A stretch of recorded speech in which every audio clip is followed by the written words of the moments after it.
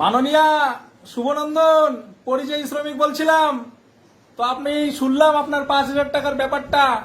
তো 5,000 টাকা করে যে দিচ্ছেন 12 মাসে, 12 মাসে হয় 60,000 টাকা। তো আপনার ইলেকশনটা হচ্ছে ফেব্রুয়ারি মার্চ মাসে। তারপরে ভগবান না করুক আপনি যদি না থাকেন পরে, তাহলে কে দিবে? আমরা যে এখানে কাজটা সবকিছু ফেলে রেখে চলে যাব। এই যে দুটো রুম নিয়েছি, একটা এই যে দুটো, ঠিক আছে, দুটো রুমের ভাড়া হচ্ছে 12,000 টাকা মাসে।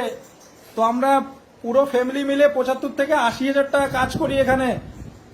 তো বাড়ি গেলে তিনজনের হয় 15,000 টাকা, ঠিক আছে। তো তার সাথে ইলেকট্রিক বিল, খাওয়া দাওয়া, এভরিথিং হাবিজাবি নিয়ে আরো খরচা বেড়ে যাবে। তো 15,000 টাকাতে কি হবে মাননীয়া? তার জন্য বলছি কাজ দিন, কাজ যোগ্যতা অনুযায়ী কাজ দিন, ঠিক আছে। বিশ্বাস না হলে নিউ কোচবিহার স্টেশনের বৃহস্পতিবার আর শনিবার গিয়ে একটু 3:15 দিকে দাঁড়িয়ে থাকবেন, তাহলে দেখবেন কতগুলো মানুষ ডেলি রাজস্থানে আসছে। ঠিক আছে মাননীয়া, আপনার কাছে বিনীত নিবেদন, যোগ্যতা অনুযায়ী কাজ দিন, ঠিক আছে। শুভনন্দন।